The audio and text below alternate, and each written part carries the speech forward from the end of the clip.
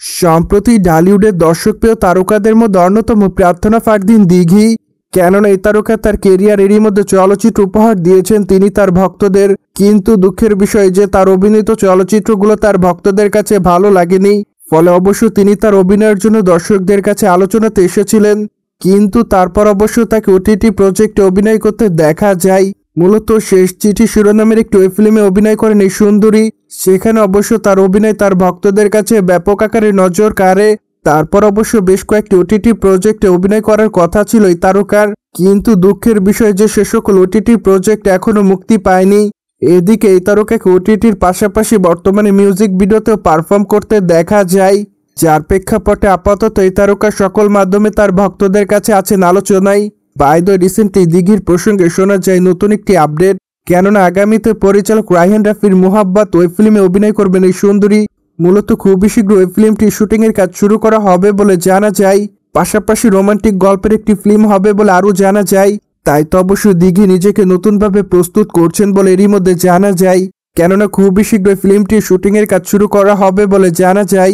পাশাপাশি একটানা ফিল্মটির শুটিংয়ের কাজ করা হবে বলে আরও শোনা যায়। ফলে ধারণা করা যাচ্ছে চলিত মাসের শেষের কিংবা চলিত বছরের শেষের দিকে ফিল্মটির শুটিংয়ের কাজ শুরু করা হতে পারে। যাই হোক, যখন অবশ্য শুটিংয়ের কাজ শুরু করা হবে তখন অবশ্য জানানো হবে, কিন্তু এখন অবশ্য জানানো হয়নি ফিল্মটিতে দিঘির বিপরীতে কে অভিনয় করবে। যাই হোক, সেটি অবশ্য নির্মাতা খুবই শীঘ্রই জানাবেন বলে শোনা যায়। বাই দ্য ওয়ে, বর্তমানে দিঘির হাতে একাধিক প্রজেক্টের কাজ আছে বলে জানা যায়, কেননা এরই মধ্যে শোনা গিয়েছিল এই তারকাকে আবারও চলচ্চিত্র অভিনয় করতে দেখা যাবে। মূলত খুবই শীঘ্রই তিনি তার নতুন চলচ্চিত্রের ঘোষণা দিবেন বলে এমনটাই জানা যায়। ফলে তার অনুসারীরা তার নতুন চলচ্চিত্রের ঘোষণার জন্য আপাতত আছে অপেক্ষাতে। বাই দ্য ওয়ে, দিঘিকে আপাতত সামাজিক যোগাযোগ মাধ্যমে প্রতিনিয়ত অ্যাক্টিভ দেখা যায়, কেননা সেখানেই তারকা তার এভরিডের আপডেট তার ভক্তদেরকে উদ্দেশ্য করে আপলোড করেন, যার প্রেক্ষাপটে অবশ্য মাঝে মাঝে লাইমলাইটে থাকেন এই সুন্দরী।